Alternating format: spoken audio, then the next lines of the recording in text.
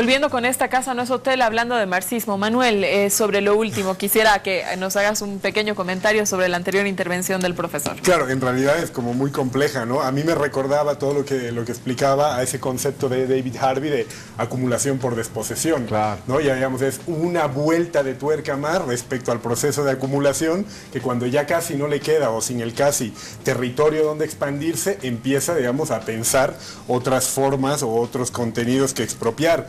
Lo que explicaba también el profesor Veraza, Renato Ortiz tiene un libro muy bueno, cuyo nombre no recuerdo, donde muestra cómo, digamos, todo ese universo ya de patentes y de conocimiento también tiene propiedad privada, siempre del norte, ¿no? Como semillas, canciones o acontecimientos culturales de países del sur son propiedad registrada por empresas o países del norte. En esa medida, digamos, como decía el profesor Veraza, realmente ya se pone en peligro incluso la reproducción social de comunidades y territorios enteros. Entonces, eso complejiza mucho la lucha y complejiza mucho el pensar la agencia y los sujetos que van a llevar adelante esa lucha. Yo quería, digamos, como terminar esta parte de la vigencia del marxismo. El libro que más me gusta de Zizek es Repetir Lenin.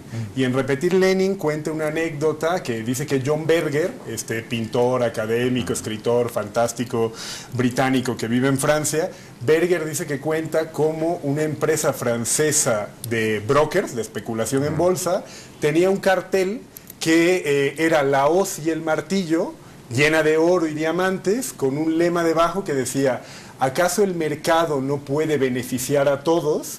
Y Berger hacía un ejercicio, ¿no?, para mostrar la vigencia de la idea de la emancipación.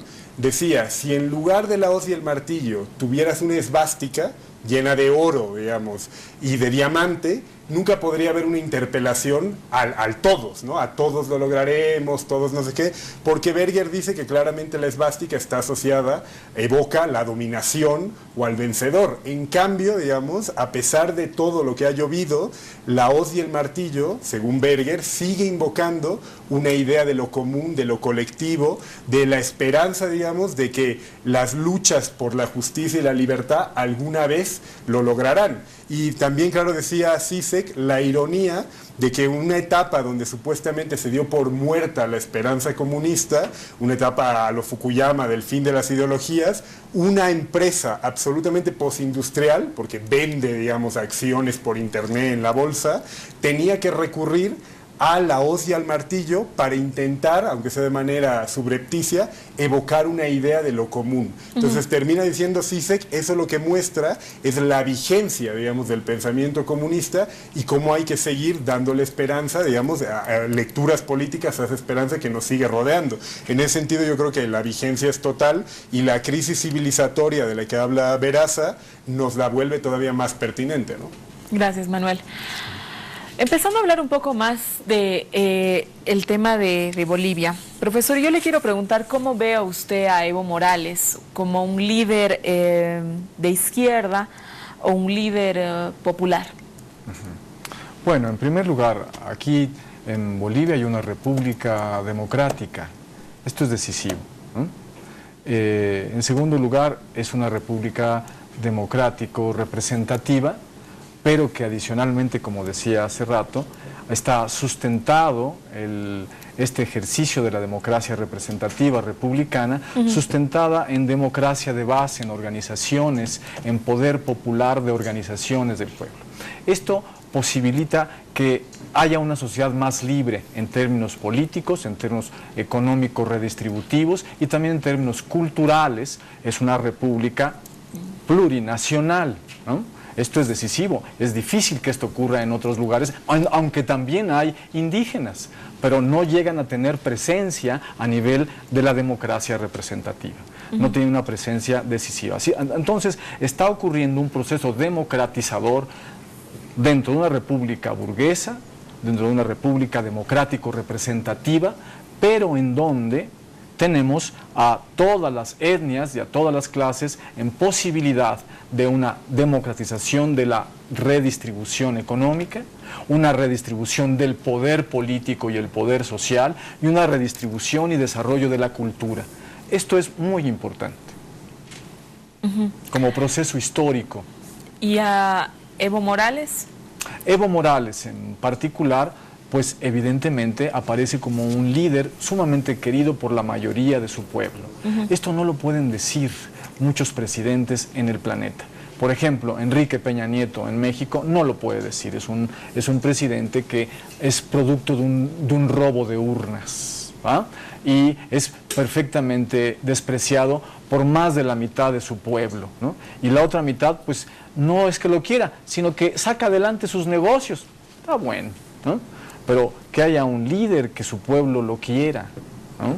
Que crea en él, que la mayor parte del pueblo oprimido tenga esperanza de que puede mejorar su vida, no, evidentemente no de una manera mágica, porque no sucede, es un país pequeño, un país pobre, un país saqueado por el imperialismo, un país saqueado por sus oligarquías históricamente. Pero por ejemplo, este doble beneficio, aguinaldo para una buena parte de los trabajadores, ¿no? Esto no está sucediendo en ninguna parte del mundo. Y está sucediendo aquí. ¿Cómo ve que los jubilados no reciban el aguinaldo doble? Ellos tienen razón en pedir que tienen derecho al aguinaldo. Pero sin embargo, yo lo que entiendo es que no hay suficiente. No es un problema de voluntad y no es que no tengan razón, la tienen, solamente que no es suficiente.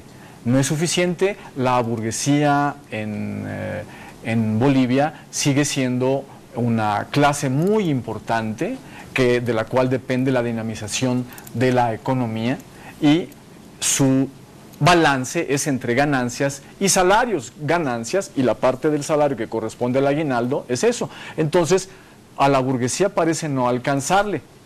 Hagan sus cuentas y veremos si les alcanza. Hasta ahora ha podido lograrse que les alcance para pagar 2 aguinaldos, ¿ah? Para los trabajadores.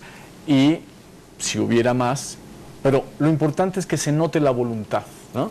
Si hubiera más, Evo Morales tiene la voluntad de distribuir la riqueza, tiene la voluntad de mejorar la vida también de los que ahora no lo tienen, próximamente lo tendrán. Por ejemplo, yo platicaba con un conductor de taxi y me decía que, bueno, pero sí está bien la medida, pero como que parece que es como para una cosa electoral, ¿no? Y en vista de las elecciones del 14, y digo yo, bueno, pues puede ser. Lo interesante es que sea una medida que ofrezca precisamente dos aguinaldos. En cambio, voy a ver cómo se promovió como candidato Enrique Peña Nieto en México. Más bien, se promovió como candidato diciendo que iba a privatizar Pemex, iba a entregar el petróleo a los norteamericanos, y es así como gana.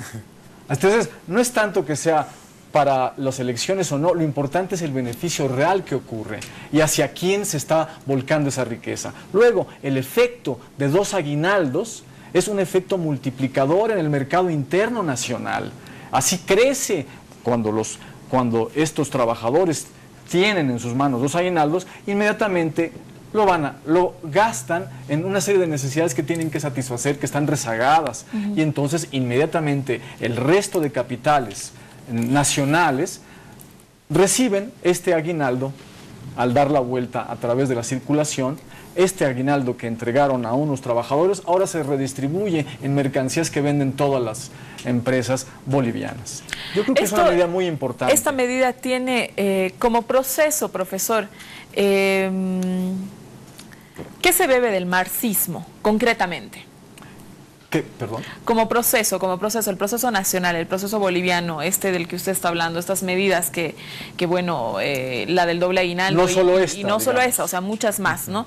¿Qué han bebido del marxismo? concretamente? Pues, yo creo que muchas cosas. Hay muchos marxismos y debe haber muchas personas en el nivel del gobierno y en el MAS que son a veces maoístas o de tradición trotskista o de tradición leninista, o sea, marxismos muchos, y también recuperan cosas de Marx. Lo importante es que del marxismo están retomando este acercamiento al pueblo, ¿no? No es la única doctrina que habla al respecto, pero esta democratización de la sociedad. La sociedad burguesa es apta, es pasible de democratizarse. Y es el pueblo el que tiene la vocación para hacer esto, lo puede lograr y ha ido ocurriendo. Esta es una noción decisiva. Y se puede lograr a través de reformas, a través de movilizaciones, es siempre a través de lucha de clases que se va a lograr un poco más de democracia para todos, también para la burguesía, también para los campesinos, también para los proletarios, para los indígenas. Democracia para todos, conforme el pueblo lucha, exige, participa. Manuel, al respecto, un comentario. Pues es que no puedo hacer tantos porque básicamente estoy de acuerdo, claro. La democracia, a pesar, digamos, de 30 años de neoliberalismo, aquí se recordó que se construye en las calles, como bien dice el profesor, con las luchas sociales, digamos. Y claro, salvo para los puristas, digamos, que siempre van a tener una serie de observaciones que hacer, a mí me parece sin duda que es un proceso de izquierda que desde luego bebe de muchas corrientes y que en la medida de lo posible y a veces en la medida de lo imposible, yo creo que se deja guiar por el marxismo, sin olvidar evidentemente que somos una economía situada en el sistema mundo de manera periférica y que en esa medida tiene ciertas constricciones materiales, pero yo creo que la estructura de oportunidad que se abrió en el 2006 te llevó incluso a tomar decisiones que para todos los guardianes liberales eran tremendamente riesgosas. Todos recordamos que cuando asumió Evo Morales, es tan fácil como hacer un trabajo en la hemeroteca, todo se llenó de todas las advertencias posibles respecto a la nacionalización. Si nacionalizábamos, nos íbamos a ir todos a un juicio internacional, parecía que el gas de Perú, el gas de Camisea, ya nos había comido todos los mercados, y nos surgían, digamos, desde las trincheras mediáticas, los representantes de la clase política derrotada todavía nos querían advertir de que el gobierno, digamos, nacional popular no nacionalice. Cuando se nacionalizó, no pasó nada. La mayoría de las empresas aceptaron la negociación que se planteó en 180 días y desde luego es una medida que tiene una carga redistributiva que para nuestros estándares yo creo que fue de lo más ambicioso. Y en gran medida es a partir de ahí que has podido intentar asentar las bases para cierto nuevo modelo, ¿no? Nacionalizar es una actitud marxista entonces. Por supuesto. Es una actitud marxista porque también es antiimperialista. Un pueblo retoma su soberanía. Muy bien. Hay que meter a la cárcel a los que les quitan soberanía a los pueblos, no a los que recuperan la soberanía. Muy bien, profesor. Muchísimas gracias. Usted quédese con nosotros hablando del marxismo en esta casa, no es hotel.